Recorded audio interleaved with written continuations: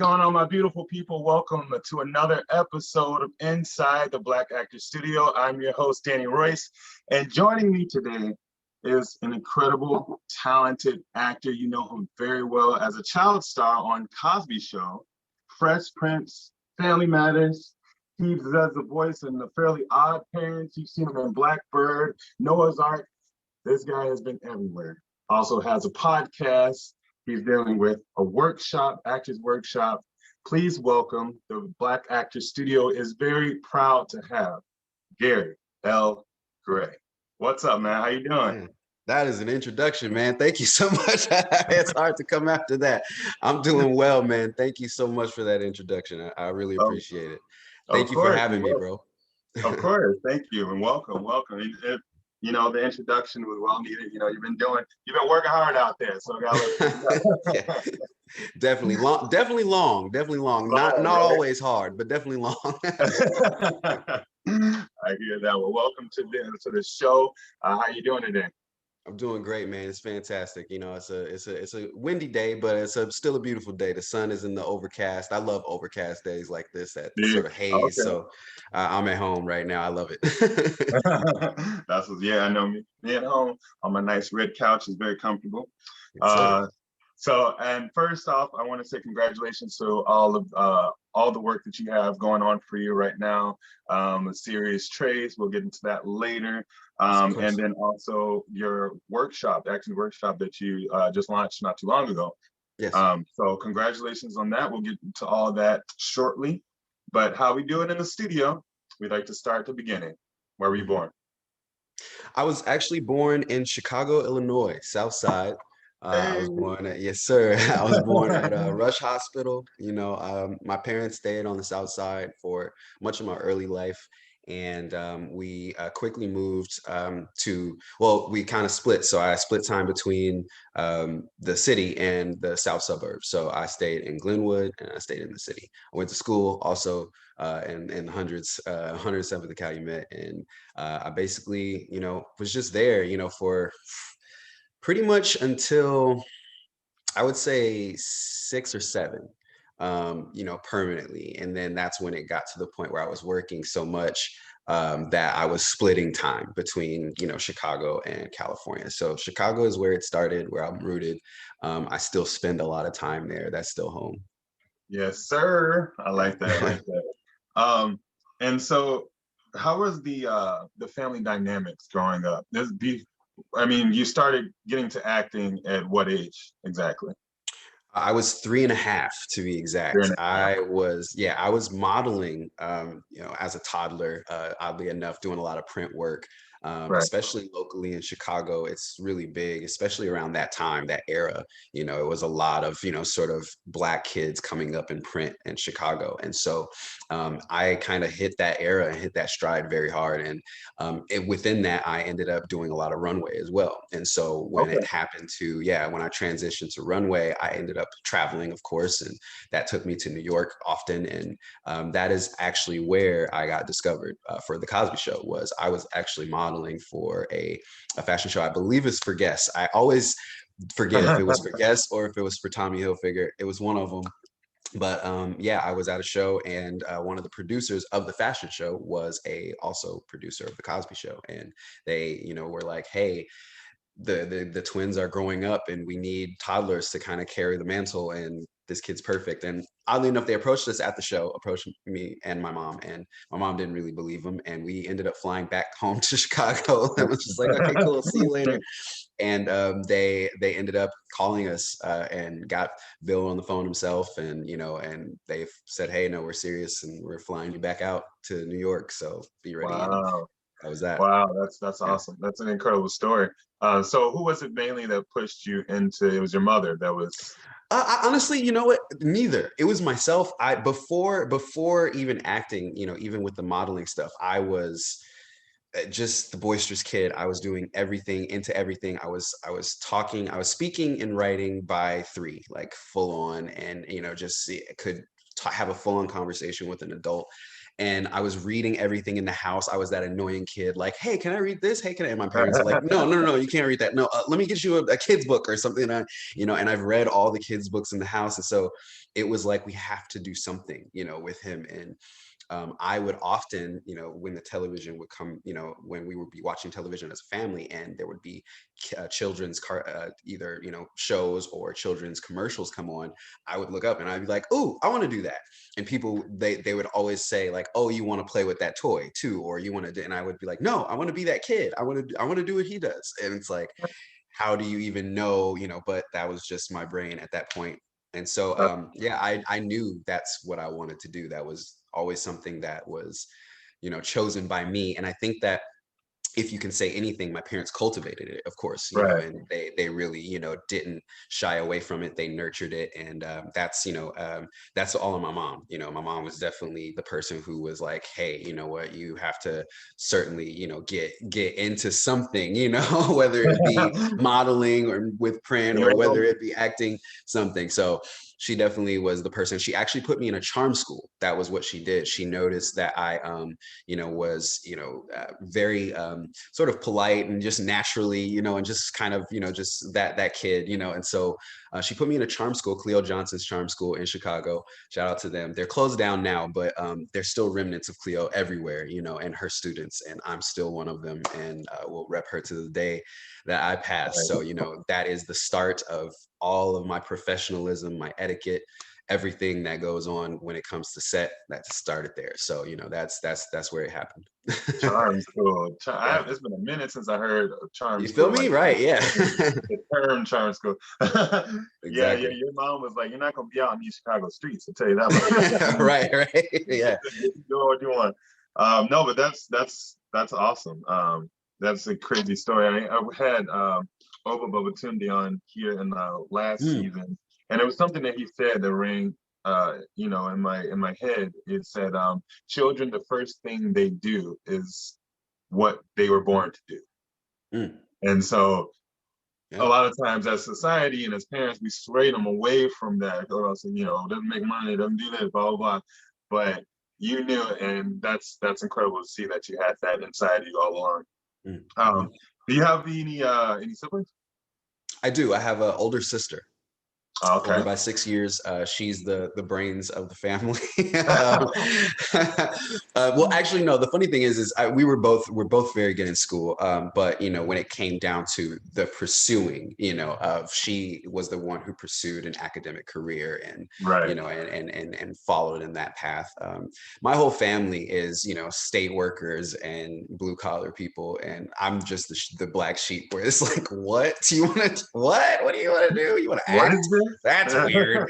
Right. So it's just it's funny. She's right along with everybody else in that sense in the family, as far as she's done everything from optometry. She's into the medicine field, and she's I call her bored. I'm like, you're so smart, you're bored. Now she's trying to become a chef, and she's taking classes and everything. I'm just like, gosh, like, oh, okay, sure, and not only that, but she majored in math. Like, she's a mathematician by trade. Like, she literally Dean's List mathematician, and I'm just like, and numbers for me, I'm just like, well, man, so give me words, I got it, but numbers, that's her department. Well, and you can play all those roles on film and screen. Like, you can be a doctor. Exactly. That's what's amazing about acting. Did you have any nicknames growing up? Oh man, so many. The first one, definitely Getty, because that's what I used to say as far as my name. That's what I could get out. And so, like, Geddy, and say, like, what's your name? And I say, name Getty. And I would always say it like James Bond. I don't know why. I would just be like, name Getty, like, never Gary, never just Getty, just name Getty. I always say name, right? So that's definitely my first one. Lil G. And that came because I'm actually a junior. So my father is Gary Gray Sr. And so what happened was, when I started getting old enough to talk, which was very early, like 3 years old, I would like have a kid's like version of an argument with my dad. And I'd be like, no, I'm Big Gary, you're little Gary. Like, I didn't want to be called little Gary. And so, the best thing that they could do is give me like a cool nickname. They'd be like, okay, you little G, and I like that better. So I would just have that on everything. And so that just kind of became my moniker. And oddly enough, that was actually my stage name for a second. If you go back into not the Fresh Prince, Family Matters episode, I'm actually credited as Lil G. And that's that. Wow. Yeah, it's so funny to me that my nickname even made it into, into credits somehow. But yeah, Lil G, I mean, all my uncles call me Hollywood. You know, Skittle. I definitely had Skittle growing up because in school I would always match my outfits. I would always match my colors and stuff. And like in LA, I don't know, when I moved to LA, that just wasn't a thing. Like I'm from Chicago, so we matching, you know, our mics and, you know, with whatever fit we got on. So like coming to LA and people are, you know, sort of surf culture, you know, and all that kind of stuff. They like flip flops, board shorts, you know, t-shirt. And they're like, you like have matching Iversons with your joggers? What? You know, it's like, so they called me Skittle, and that stuck for a long time, like probably all the way through college almost. Yeah. So, wow. Yeah. Skittles. Okay. Come through, Skittle. I'm gonna start calling you. Okay, so when you started, you started modeling and then you slowly got into acting. Your first big gig, how did you feel, if you can remember? Mm-hmm. And what was one of the funnest aspects on set? Well, it's so funny because everybody always kind of puts that adage of like, if you can remember, because they always think like, well, it's Cosby Show, probably. So that you did that really young, you probably don't remember. But funny enough, I remember everything about like that point of my life very vividly. And then it's like kind of like the middle stuff that goes hazy. And then it's like after that, I gotta remember. So, but yeah, I remember Cosby Show again very vividly. And it was fun. You know, the family aspect was great at the time. You know, it was very close knit. We spent holidays together, you know, on set and, you know, all of that stuff. So it was really an aspect where we understood working together wasn't just about work. It was about that kind of chemistry, about understanding one another as people and, you know, being around. And I think I always talk about that's kind of what's missing from, you know, how we go about, you know, things these days, especially now in the pandemic. We really are amiss of the old times where, you know, casts had to have lunch together just to, you know, build chemistry, you know, and yeah, we may do that every now and then now, but, you know, first off, there's a Skype call, you know, and then first off, there's, you know, we got these cast members meeting for coffee, and then these two are over here. And it's like, you know, that family aspect, I think was a lot different. And so that definitely was one of the most fun things. I mean, of course, I was on the show for 2.5 years, so there's definitely individual memories. You know, the last show taping was just, and even I was 5.5, but even then I could feel the emotion or the emotional weight of that, you know, and just being like, oh wow, you know, I think that this is definitely something that I'm gonna remember for my lifetime. But no, that was definitely one of the fun memories for sure. Did you keep in contact with any of your castmates? Oh, definitely. I had close contact with not only Tempest, but Malcolm, Jamal Warner. It was definitely for a while. We all kept in contact, for a while. And as I got older, you know, obviously, you know, getting older, different age groups, you know, kind of start to fall off, right? Because you know the difference in age. So, but me and I would say Malcolm and Raven probably stayed the closest out of, you know, everyone. Every time that I saw Malcolm, you know, it was love, and we never kind of like met up or hung out. Like I said, age difference, you know, once we got older. But it was like I said, every time we saw each other, whether it be on a set, it was like he was like, "Hey, cancel what I got, you know, gotta speak to little man," you know, and then we'd sit down and have a bite to eat or something, and we'd go on about our way. And then Raven see often at events and stuff like that growing up, and we were the closest in age, obviously. So it was definitely, you know, one of those times where we always kept in touch. And again, like same thing, every time we see each other, it's always love. Always. That's what's up. What was your favorite set as a child actor to be on? Ooh, wow. Your favorite one? I would say probably Slappy and the Stinkers. That, you know, that if we're just saying the children ages, like I Yeah. guess pre-13, 14. Right. Yeah, I would say definitely Slapping the Stinkers, which I filmed around 10, 11. And that was just a cast full of kids. And, Mm. anytime you have actual children on set, acting with children is going to be fun. And the especially being filmed at the time that it was filmed, I think production companies treated children differently. Yeah. Now we have such mature child actors, and we did have those then as well. But I think that the child actor who's in it to be a child actor is kind of lost, these days. And I think that there was so many of us back then we were just having fun, and we knew we were playing kids, and we knew that we were playing kids that were having fun, and we were having fun doing that. And production Right. companies cultivated or used to cultivate a environment for children to portray those things better, I think. And so I Yeah. think that that's why now we see so many children playing super dramatic roles, because sets are dramatic and sets Right. are daunting, and sets always, you always are filming something with the notion that this has to be award winning, and we have so much responsibility. And kids just It, haven't gotten used to being kids unless it's Disney, or something that's on television. And so, yeah, doing that was just a fun experience. We went to, that was one of those situations. They built chemistry. We went to Hurricane Harbor before we even started filming. They booked us a trip to Hurricane Harbor, and all the kids, we just went to the water park. We went to the zoo together, stuff like that. It's just awesome. Yeah. that sounds, yeah, that sounds amazing. Yeah. And it's like, this is work now. Right. um, Yeah. Not to mention we had a live animal on set. That film featured a sea lion. So, it right. was, we're not only having fun as kids, but now we get to work with this amazing animal that we just learned how to basically control. Like, yeah, of course. Like we were So, doing so many like tricks and stuff just off camera, just because, like, of course we're having fun. Yeah.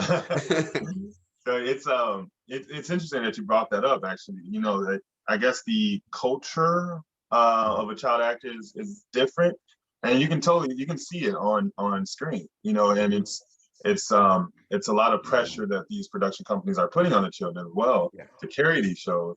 And I mean, even Disney, some of the Disney shows, you can tell it's not as lighthearted or as whimsical as it used to be, because Yeah. you say you look at all that, for instance, as then and compared to now, it's different. Yeah. And it's really really good you brought that up, because a lot of people, they realize it, but they just don't know why. Like, why is this the case? Why is back then, it's like the 90s, the early 2000s was like one way, this way.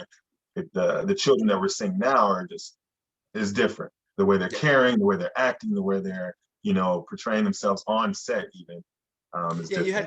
you had children who were aiming to be Shirley Temple or the Little Right. Rascals back in the day, and now children are aiming to be Millie Bobby Brown, Right. and that's not wrong, but that's a No, completely different child actor. it's just different. It's on opposite ends of the spectrum, and they're both successful in their own right, but that's a completely different child, that you're preparing coming up in a career in this business, and so, yeah, it's completely different paths. And yeah, what you said is completely spot on. Yeah. Um, did your mom serve as kind of like your manager?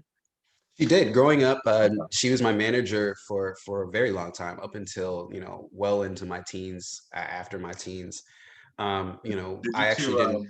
Mhm. did you two ever have a disagreement as far as business? Not until we basically parted ways. It was one of those things where it was just, she came to me and said, "Hey, I've been your manager for this long, and right now you're basically making a lot of decisions yourself, and it comes to the point now where if I'm doing this job, what do you want me to do? What is my role, in this, and all of that." And so we have a very, specific relationship, because I've just recently come to reveal this in a lot of interviews, but I'm, for the most, I guess, for lack of a better term, adopted. And so for my birth mom, who is still in my life and was in my life throughout my life, this is the mom that I'm talking about is not my blood. This is the woman who took care of me and took me in. And so to have that even be a thing, you know, is already putting strain on a relationship that is already having strain on it. So, you know, it was just one of those things that I noticed, hey, you know, in order to make sure that the relationship that I feel is necessary, which is a mother-son relationship, in order for that to make sure that stays and maintains, this relationship will probably have to end. And so, you know, and it was one of those things, like we had a, you know, a very, you know, sort of heart-to-heart conversation about, and saw face to face. And, you know, she brought it to me, you know, brought the notion that, hey, this might be something that you want to make a decision about. So I think that's why it worked so well, or the transition went so well. Yeah. Got you. Yeah, I mean, that's great. Not a lot of people have that great of a story. Yeah, trust me, I know. So, you know, as you were getting older, and continuing acting, and just learning and experiencing a lot more, did you feel like your role as a Black actor, as a Black male actor, did you see it as different as you began to understand Hollywood, so to speak, and the world around you? Oh, definitely. I think I noticed it around when I kind of had my reckoning as an actor. It kind of came at the same time, and they clashed paths. You know, I think to create the reckoning that I had, you know, those two notions really sort of intersected for me. And I had this sort of, on one side, I had played a stagnant role for most of my career, and then on the other side, you have what we're talking about. You know, just what am I saying as a Black actor if that's what I'm doing? You know, if this is what I have portrayed thus far, where's my pot? You know, as far as the scheme of things when it comes to being filled up, you know, and as far as what can I offer to people. So I think that happened around 16, 17, somewhere around there. And this was right before Bring It On and Noah's Ark. Bring It On and Noah's Ark, I booked very close together. And yeah, that was just a beautiful time. It was a beautiful time for me because I was like, thank goodness, these are two roles that are completely unlike what I'm used to. I'm not playing a nerd. I'm not playing this, you know, sidekick friend guy that just gets shut in closets. I'm thankful, like, yes, I get to do something different. And you know, and then Noah's Ark was, you know, an acting challenge on top of that. You know, not only was it a different character, I felt, you know, at the time, this was something that I knew that I would have to stretch myself to play or portray realistically. And then I had a duty to, because, you know, especially Patrick Ian Polk at the time, he could have very well picked someone in the LGBTQ community to play that role. And but he trusted me to do that. And so I felt that in that case, then I needed to go above and beyond, you know, to represent that. So yeah, that time was like, wow, I had two roles that were, you know, sort of the pinnacle of what I was trying to say as a Black actor. One, hey, I can do something else. That was Bring It On, you know, and then two, you know, the image of the Black actor, you know, especially as far as Patrick Ian Polk telling me the story of how he had already offered many actors the role of Brandon, and they were uncomfortable with what they had to do. And these were actors that went on to do very big things. And so I look at that and, you know, I just say, you know, why do we feel the need to conform, you know, to what, you know, what we feel media should put on a Black actor? Or, you know, or there's Black gay actors and then there's Black actors, and it's all sectionalized, and it's, you know, and it's so ugly, you know, the simple thinking of that. And so I decided to shatter that completely and just dive headfirst into both. And I was just thankful to be offered both, and, you know, I went headfirst into it. Yeah, and that's after that I just kept going and trying to really just kind of craft a career that I could say that about, you know, because after that I was fulfilled. After those two roles, I even at a time considered quitting, you know, and I was like, you know what, this is it, you know, I've done everything that I could have ever wanted. And I felt at the time, especially the people that I was dealing with around me, I felt an influx of excess, if that makes sense, where I just felt everybody was just doing a lot and doing too much with their money and doing too much with their career and it was just a lot. And I was just like, I just wanted to strip everything down And that was the time that I transitioned to not having an agent because of Blackbird. That's a whole nother story. Right. And so, yeah, like I said, those two things, those two notions are what set me on the path of, as far as how I looked and the difference in that. And before, the difference was, I think that I represented what media thought Black boys represented. Exactly. It was the sidekick. It was the, if he's light skinned, then he must be smart. And if he's darker, then he must be a thug. And Right. if he's Right. not light skinned and smart, then he's light skinned and weird. And it just trickled down from there. And so, like I said, those two roles now, in fulfilling those two roles, set me on a path where I knew that there was so much more possible than that, regardless of whatever powers that be have to place you, in, or whatever box they have to place you in, you can choose to do much more, and still be fulfilled as an actor. That's, Yeah. I like the way you put that. So was there any actors, filmmakers, or specific movies or TV shows that really inspired you and motivated you to take your career to the next step?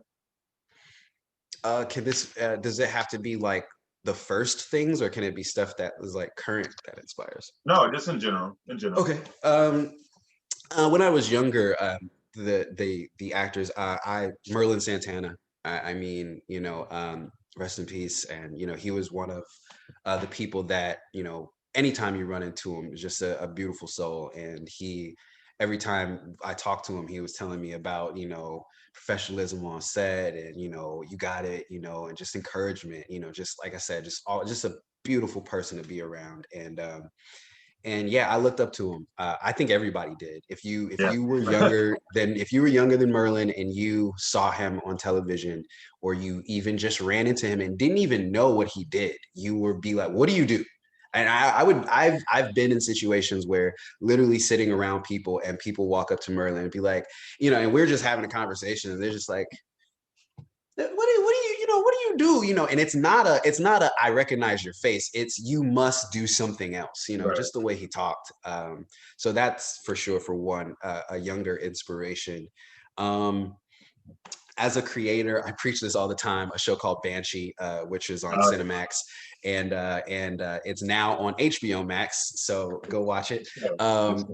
Yeah, Jonathan Tropper, who is the creator of that show, and Greg Yetianis, who is co-creator and main director.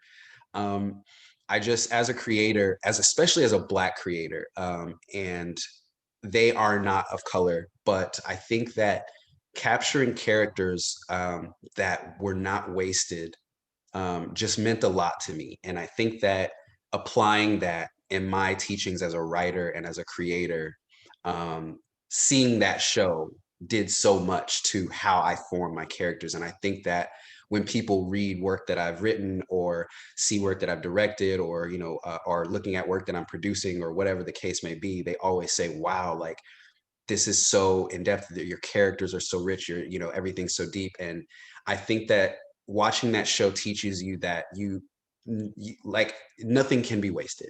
Everything can mean something in a show. You don't have to have filler episodes are literally excuses to be lazy.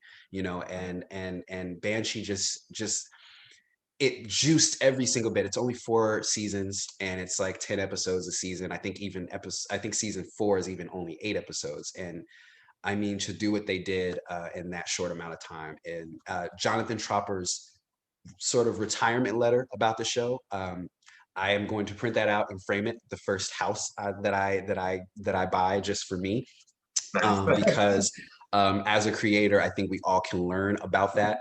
And as actors, we can all learn about that as well. And which he mentions how he watched shows growing up where they overstayed their welcome, and people that overstay their welcome in the business, and don't know how to leave out on the high note. And he just said, I refuse to be that person, and I want to watch these things and learn from their mistakes and go out on a high note as a creator. If you say that this is the best thing right now on Cinemax, then now we're going out with a bang. Great. Thank you for your time, and just the assuredness in his and I can't say voice because he wrote it, but you know what I mean? Just the sureness in his writing about that was great. And I learned from that every day.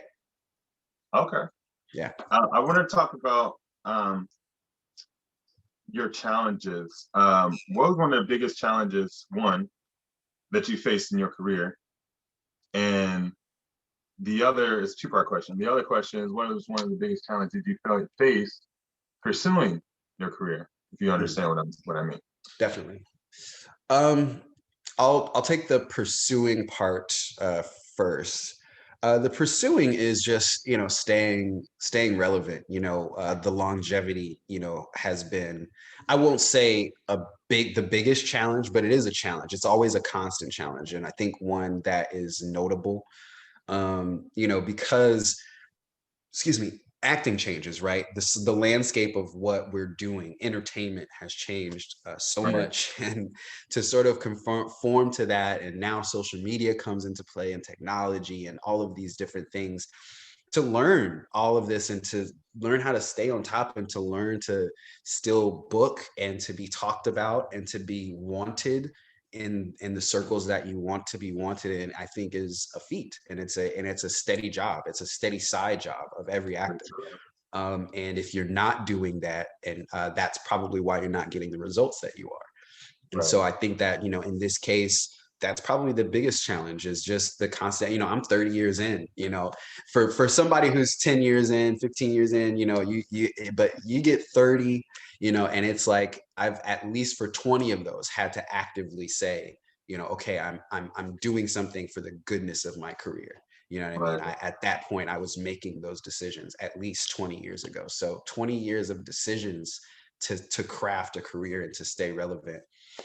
You know, we call those goats in music, but you know, for actors, you know, it's not talked about. You have Black actresses that have been doing it for literally 60 years, like 60 years. You know, you look at Jackie Harry, like, come on, you know, you talk about Flowers, you talk about Cicely Tyson, you know, and then they don't talk about them until the end, you know, and and it's like, no, you know, they've been doing it so long, and that's why I look at it. I say that is a job. There should be a category for that, you know what I mean, in award shows. It really should, you know, to do that and to keep booking and to keep getting relevant jobs. You know, that's a lot. But yeah, challenge. I feel that the biggest challenge for me lately has been, I've been taking more care and choosing what I do.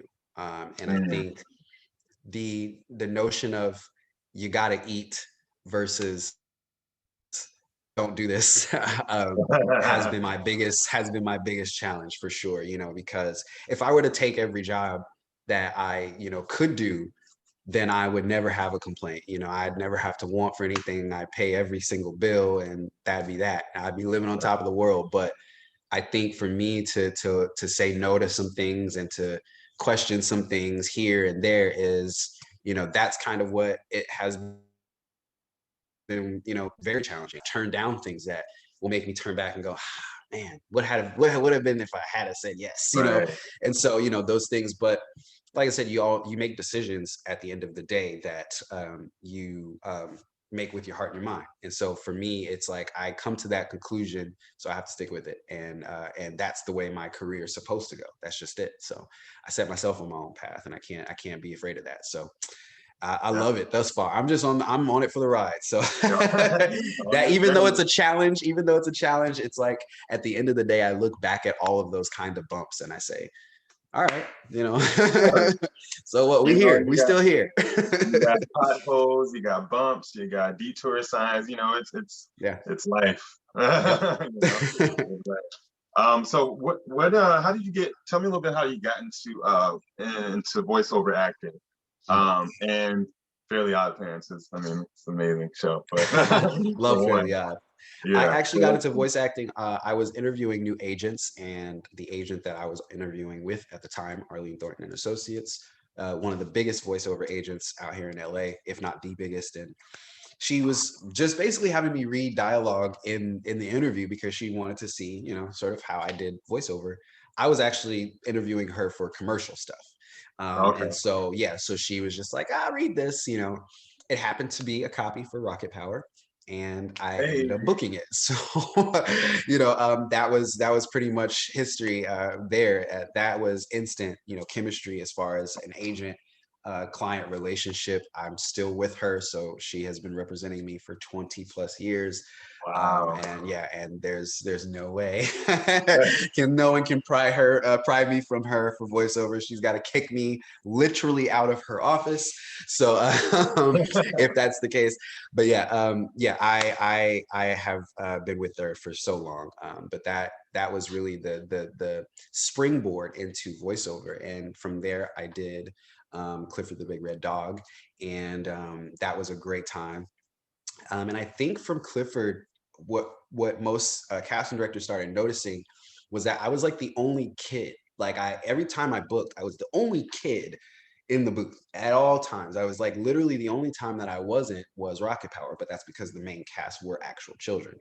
Right. But everything else, I was the youngest by far, and so I think with Fairly Odd, I think that a show like that has such greats, I always look back and I say, how in the heck did I like end up, getting that? And yeah, Fairly Odd came to me. I believe it was some scheduling conflicts going on with some of the actors and stuff like that they were looking to swap out and so on and so forth.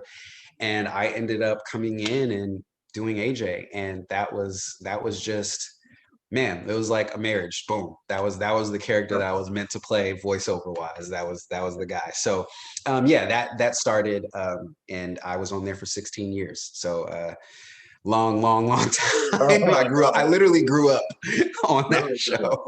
Yeah. Literally. Yeah. That's awesome. And you said it's crazy they were looking to swap people in and stuff. That's why it's so important to stay ready in Yeah. this industry. You like You stay know, ready. it's so important. And that's one of those things that I tell people, when you have the job, sometimes you still ain't got the job. That part. It's really when you see it, if you see it, boom, display it on television, there you go. Now you got the job, Nah, because I got it. you just never, I mean, you look at actors that have actually been swapped out of finished products, Yeah, Kevin Spacey, yeah, Kevin Spacey got swapped with a quickness 2 yeah. weeks before the movie was set to be released. So I highly doubt that Kevin thought at that time that he was going to be not a part of that film 2 weeks Right. prior to its release, but it was possible. So you just never know. And yeah, I say that all the time. Be ready. Stay Yep. ready. Stay Okay. ready. Right. So tell us about your workshop, your acting workshop that you just recently launched, GS Workshop, right? So tell us a Yeah. little bit about that and what you plan to do with that and other actors. Yeah, so GS Acting Workshops is actually a venture from Giovanni Samuels. That's where the GS stands from, and she is Carisha in Bring It On All or Nothing that I was in. Okay. I've known her actually since before Bring It On. We were friends even before we shot that, and so me and her have a great relationship. And she opened up a acting school out there in Atlanta where she moved to. And obviously, because of the pandemic, things got sort of closed down, shut down. So she did everything virtually, and she ended up finding new life there. Obviously, as a lot of businesses did during that Right. time. Right. And she reached out to me. I notoriously have always been against classes, and I always tell people to get coaches instead. Don't go to a class if you can help it. And so she approached me very gingerly, and hey, I know how you feel, but this is my mission. This is how I'm crafting this school, and everything's going to be different here. And the way she presented it to me, I couldn't refuse. And from there, I said, this is going to be where I'll be teaching exclusively. I had actually started doing some sort of beginner intro courses on Gumroad. And these were Okay. just videos that I filmed myself, little 20, 30-minute videos that I'm just kind of doing little blurbs about voiceover here and there. Didn't get really too deep into things, but it was enough of a course for people to kind of take notice and say, oh, wow, you're actually kind of teaching some good stuff. So transitioning from that to GS Acting Workshops has been great. And of course, with her audience and the clientele she already had was amazing. We did a pilot season Power Weekend workshop actually a couple weeks ago. and it was phenomenal. We had a set amount of entries, and we did a VIP list in which you could do a sort of a scene read for Michelle Hayes Talent Agency, which is a agent from Chicago, New York, Atlanta. That's where Chicago, LA, Atlanta. That's where her offices are, and so it was a great opportunity, and that took off, and so now we are actually launching a kids version of that, and so we're doing ages 6 to 17.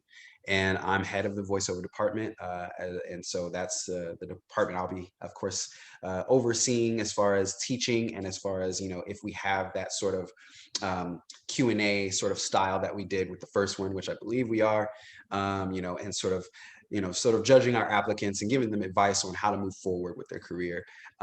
That's been one of the best things about it, honestly. And I can't wait to see what we do, past the summer, and especially once things open up. We're handling all of this virtually, and to think that we're touching these people, touching these people's lives and careers in the way that we have so far, already is just a great testament to the business that Geo has built so far, and I'm grateful to be a part of it, for sure.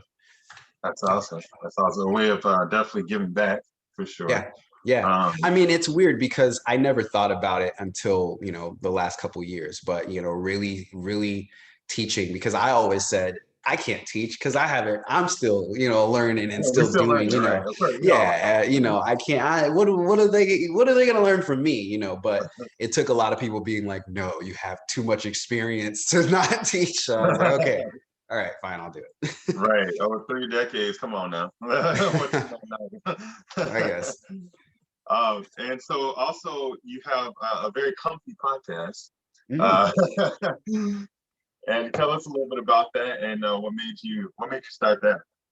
Yeah, live from the couch, man. My roommate, best friend, business partner, Michael Perkins, who was Kofi on Hardball, if you remember that movie with Keanu Reeves and Diane Lane.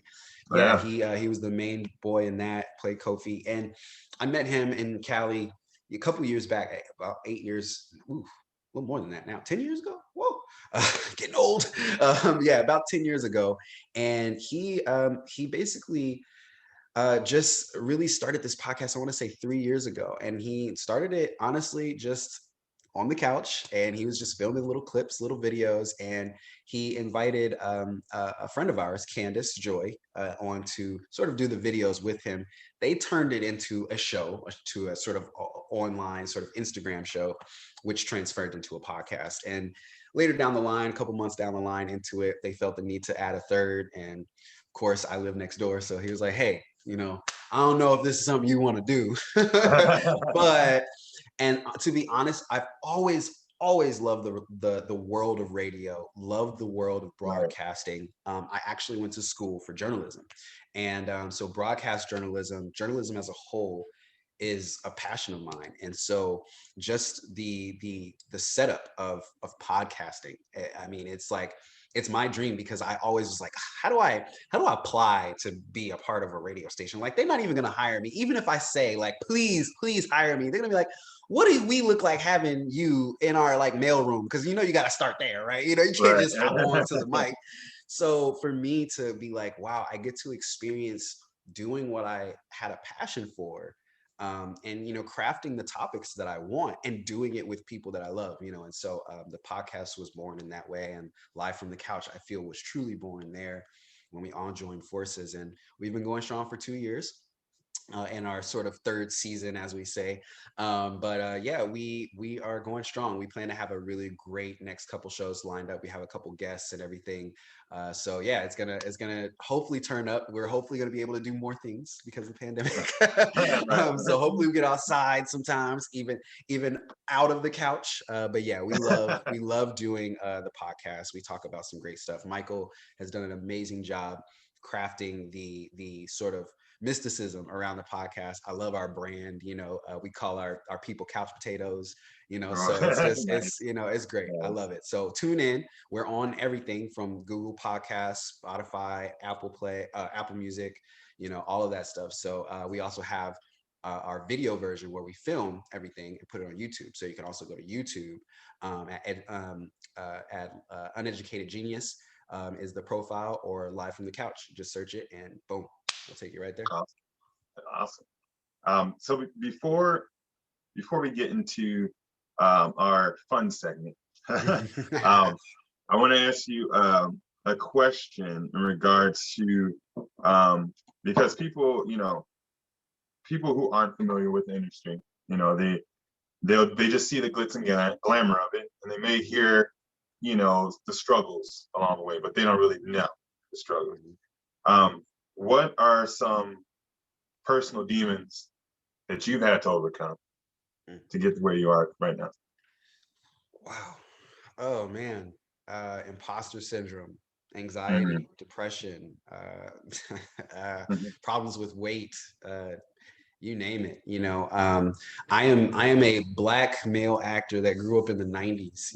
We had image issues, like no other, even if we can't admit it. The thing that was portrayed, I mean, we were seen as, pieces of meat, for the most part. We were the obtainable thing, Shamar Moore, and from Shamar Moore to Blair Underwood to Denzel, that image trickled down even into the younger generation, and we felt that we had this sort of image to portray, which is why you hear people like Keenan talk about how hard it was to be overweight, and to struggle with that.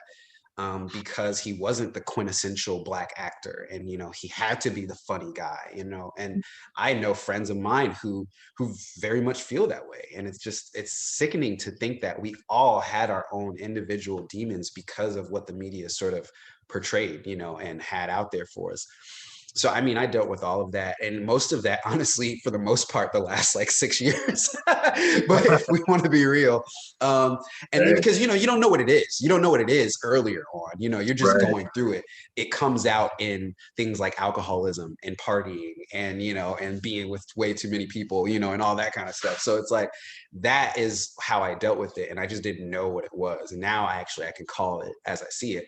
Exactly. And yeah, and for me, I think the biggest thing, the image stuff is crazy because, I go through times where I know ability wise, as much as you want to be the best actor in the world, there comes a time where visuals have to come into play. And, to be visually not what some casting directors or directors may want, but to be everything that they need, to as an actor is harrowing. It's, it guts you, a lot of times you get an email, oh, did a great job. They're just looking for somebody a little bit taller. And you're just like, what? And just little things like that where you say, this is out of my control, and then the things that are in control, you kill yourself over, right? I had a whole year period where I went to the gym every other day, and I'm eating, and I'm like, yeah, I'm on the meal plan and and I didn't see a difference, and to not see a difference after all of that work, and then to say, crap, what did I do that for? And then you go into an even deeper spiral. So those demons come up every now and then, but you just have to kind of be sure of yourself. I tell everybody, get a tribe, get a tribe to make sure that you set you straight whenever you falter, because you have people around that know your potential, and know what you have to offer, is very important. So, I had that, and I was able to come up out of that every single time that I even dipped a toe in. I had people there ready to bring me out. So I think that I was fortunate, but I went through the same struggles as everyone else did when it came to my demographic, because obviously I didn't have the same struggles as some, darker skinned actors did, Mark John Jeffries, even Merlin, even he was still not dark skinned, but just to be of a darker complexion at that time, you have a stigma placed on you. Marcus Paulk, you get casted, you get typecasted. He's got to be bad if he's dark, and it just sucked. So I reach out to all of those guys sometimes just to check on them, see how they're doing, because growing up in those times, you never know who's feeling the ramifications of that later on and saying, what did I spend my childhood portraying, or did I do, And so I think that it's important for us to really kind of, sort of stay connected in that way, because those demons and those things that we went through are so shared and so collective. Sorry, I know this is a long answer, but no, I believe it was Ethan Hawke that had a video that was circulating on Twitter about creation and about creators. It was geared towards creators, and he has so many good adages in there, and you have to watch it, because he talks about those demons, and he talks about sort of chasing the white rabbit, in a sense. And I think that, it gets lost on us. But the thing that really resonated with me, that ties to what I'm talking about, is he was talking about how he said that as he got into his career and kept acting over time, he realized how non-unique his situation was. And he said that playing all of these different characters, he realized how many of us share the same struggles, just wrapped in a different package, or put in a different way, said to us in a different manner. And so, that was so special to me. And knowing that, yeah, wow, we are so connected, and I learned that, like I said, just very recently. And those struggles reared themselves over time. And I just didn't know what I was dealing with, like what is this? What am I feeling? Not even had any idea how to place it. But like I said, that video, I knew it before I saw that. But that recent video, like I said, really put it into beautiful words, as far as what exactly, that situation is. So those situations and those demons are definitely hard ones that don't really go away. You just have to learn how to deal with them as best you can. Right. Yeah, for sure. You can definitely conquer them. Yeah, definitely. And like you said about the tribe, that's so true. They have a foundation, they have a tribe around you that can lift you up and empower you, even when you start slipping. And the colorism thing, it's so crazy how it's it exists. It exists. Who knows if the Maori sisters would have been as big as they are if they were darker. It's a lot of things that happen that people are like, oh no, but it's real. It's real. Definitely. And it's real Hollywood. But okay, well, I want to get into as we wrap this interview up, I want to get into our fast round questions. Okay. So this is the segment where I ask you a question and you give me the first response that comes to mind. Okay. You ready? Yep. If you were to trade places with anyone in the world, who would you do? Wow. No one. Can I say that answer? Yeah. No one. Answer. I like my life. Awesome. I love that. I think that's the first time I got that response. What show would you want to be on right now if you were to be casted? It has to be airing right now? Yes. Okay. Airing right now. Wow. Let's go with, if I have to choose one, oh man. I'm gonna say Bridgerton, just because I want to just flip that whole set and everything on its head. I'm just gonna say that. I'm gonna say Bridgerton, just because, yeah, I just wanna, I haven't done anything in that manner. So yes, sorry. Shondaland, let's go. Come on. Let's go. What is your favorite word? Purdue. Don't ask me why.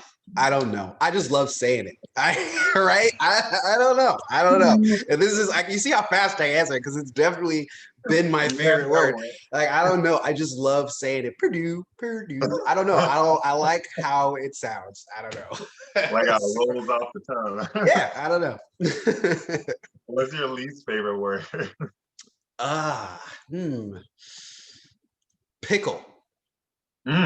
Okay. Yeah, because I don't like pickles at all. And then, like, I hate when people say, like, oh, I'm in a pickle, because I'm like, it doesn't make any sense. Like, I hate that saying, like, and I hate, so that it makes me hate the word pickle. And I'm just like, pickle. And like, people say pickle instead of fickle sometimes even. And I'm like, no, that doesn't even make sense.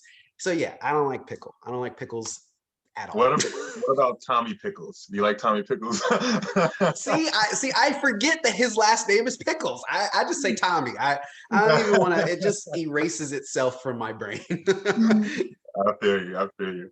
What's something that turns you on? Does it have to be one word, or can it just be a quick answer? Just something, yeah. No, okay. Women putting their hair up. The action of a woman putting her hair up, to tie it up or put it in a bun or whatever. Don't know what it is, but that is, man, don't do it. That is go time for me. I'm like, hey, that is my signal. Most guys are like, oh, when she's like bending over in front of me in front of TV, I'm like, nope. For me, it's just putting the hair up. You gotta know that that's my language. So yeah, that's for me. Okay, what's something to turn you off? Bad breath. Man, I can't stand bad breath. I just don't understand, because most of the time I'm talking to people pretty early on in the day. Like usually I'm home, late afternoon, especially after pandemic, any meeting that I have in person, if that's very rare, is boom, first thing in the morning. So I'm like, how does your breath stink this early? Like you gotta have just had 4 hours on this freshness right now. Like it ain't like it's been all day. You haven't had 3 meals yet. It's 9 o'clock. How did this happen? So man, bad breath, especially early in the morning. Like I'll say something to you. I'm that guy. I'll be like, hey, you need some gum? Man, because I can't stand it. What's a sound or noise that you love? Ooh, baby laughs. You can't get any better than a baby laugh, man. It doesn't matter what you're doing, what you're going through. A baby laugh is always going to get you smiling. Like the right one. It might not be that baby laugh, but the right baby laugh is the right baby laugh. How about a sound or noise you hate?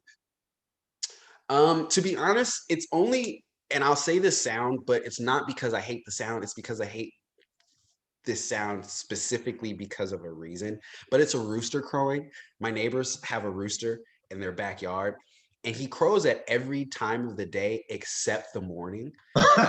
So yeah, I'm so surprised he's not right now, because usually during interviews during the day I have to do a disclaimer like, hey guys, so you won't hear anything major, but you might hear a rooster faintly in the background.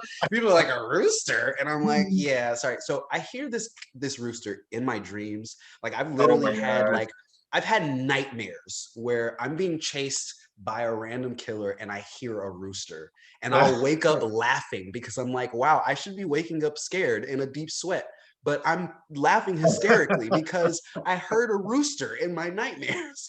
And so I can't stand a rooster crowing, because good old rooster across the way here, it's just always there, never goes away. So yeah. Wow. If it weren't for him, I'd probably still like roosters, but yeah. He just in LA, you got a rooster. In LA, yeah. We got roosters. All right, who would you love to work with? Edward Norton is one of my favorite actors, if not my favorite actor. I love his attention to subtlety. He really taught me about acting when the camera isn't on you, and just being in the character, and in the moment at all times. Just immersing yourself really, in a character. I obviously love his role in Fight Club, one of his defining moments, and it just like I said, just taught me how to really sort of lose yourself, in those moments. So Edward Norton for sure. I am missing out on the name, but the young gentleman who plays the lead role on Cloak and Dagger, Marvel's Cloak and Dagger on Hulu. I absolutely love that actor. He is so talented, and if he sees this, if you are ever doing a short, a YouTube video, Instagram reel that you need somebody to be a scene partner for, call me, bro, because like I said, it'd be an honor. I think he is so talented. I was literally on the edge of my seat, my bed, every time he was on screen in that show. So he literally commands it, and I can't wait to see him do other things. I can't wait till he sort of reaches that sort of adult level, because I think that's what it is he's in that in between. He looks older than a teenager, but not quite a man. So I think that another 2 years, he's going to hit something that we're going to be like, wow, who is this guy? And I'm going to be like, I knew back then. Yeah. It's like, I know his name now. No. Right, exactly. Right. I like to say all of those good things, and I don't even know his name. But yeah, I know the role. But yeah, I always forget his name. Well, we'll pull up his name shortly. Definitely. Favorite cuss word?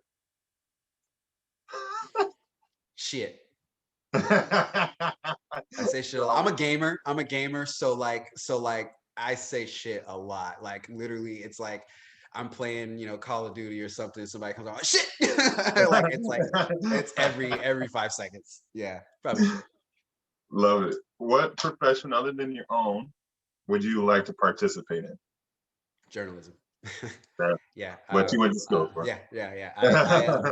I definitely either would have been, as they call it in the business, a talking head, which is a broadcast journalism, an anchor, a TV anchor.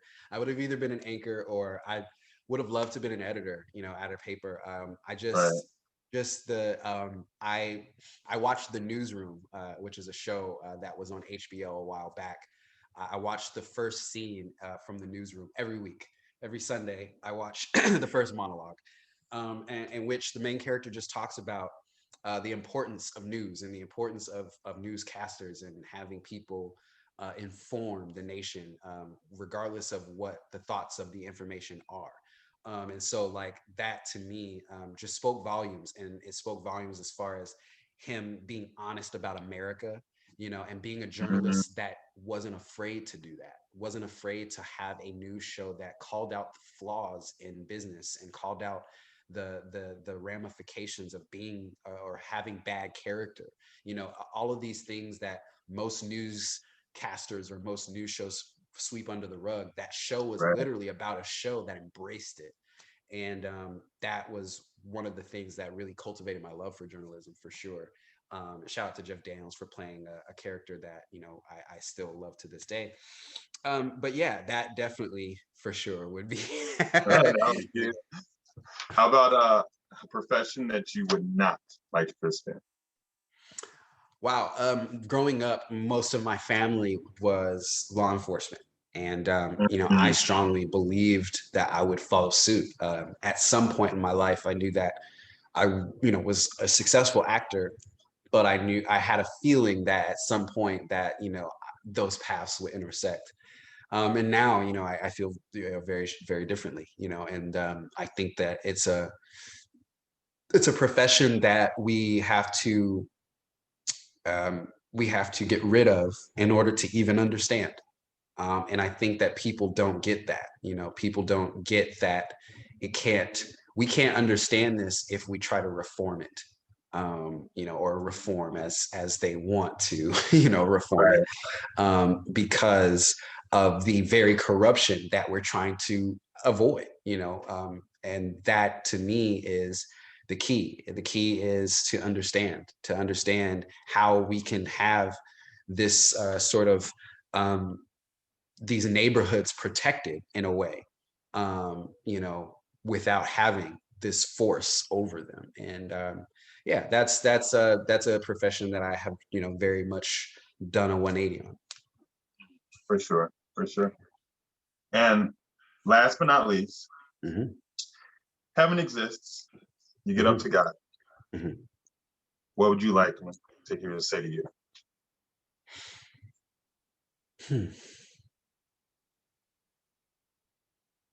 I love you. I don't think he needs to say anything else other than that to me. I don't deserve anything else from any power, like God, other than to say that he loves me. I think that to expect anything else is weird. I think that that's the only thing that comes to mind. Is that's the only thing that I would want to hear him say. Nice. All right. I love it. Great way to end it. And Aubrey Joseph is the guy's name that you're referring to. Aubrey Joseph. Yes. Yes. I just want to get that out before we finish. Man. Hit inside the Black Actor Studio. We got to get you, because I want to hear his mind as far as his approach to things, because he's fantastic. Definitely. We're going to try to get on the show.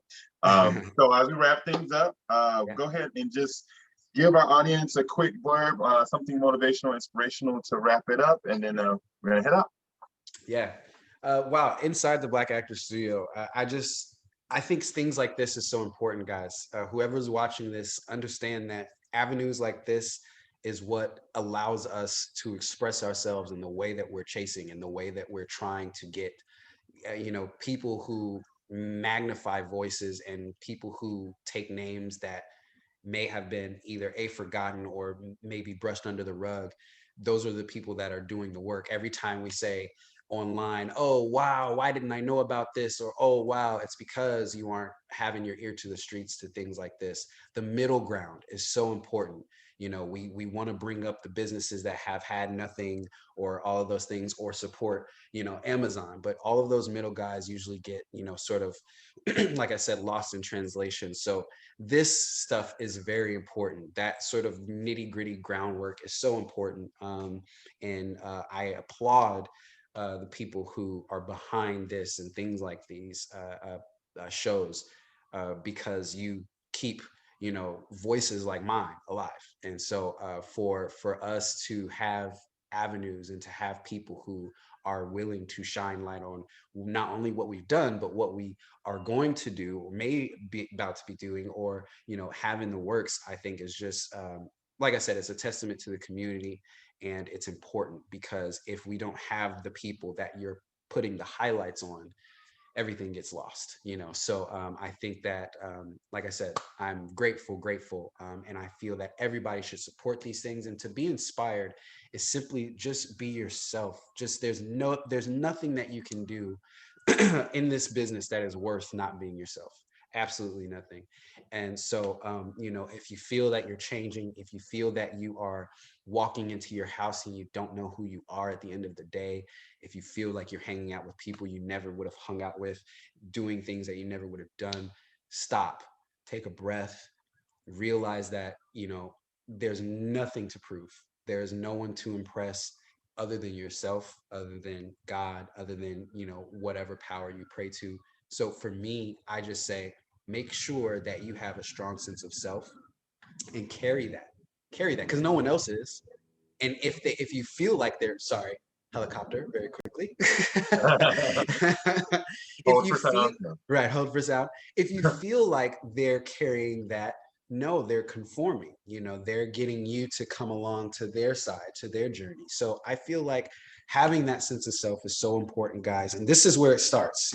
These kinds of conversations, these kinds of avenues, these kinds of people who are interested in, like I said, the work, the ins and outs of, wow, I want to get this guy who did a lot of 90s roles to tell me about what was his mindset growing up in this and how he feels now. Like, you know what I mean? Like that stuff is important. And so I hope that Black actors who are listening to this think about creating avenues themselves like this, to further along the journey. And I think that even if you're just starting out in this, you can benefit from providing avenues like this, not only in connections and networking, but simply in just experience and feeling how these actors and their journey can sort of apply to yours and to your career. So like I said, encouragement in that avenue. And yeah. Love it. Thank you so much, Gary. It's been great having you on the Appreciate show. it. Great talking Of to you. course. I feel like we were in the same room almost. Yeah. Yeah. So go ahead and tell everyone where to find you, and if you have anything coming up, we can keep our eyes peeled for Oh yeah, of social course, media, of course. and all that stuff. Right, of course. You can find me on everything at Gary L. Gray. So that's Gary, the letter L, then Gray.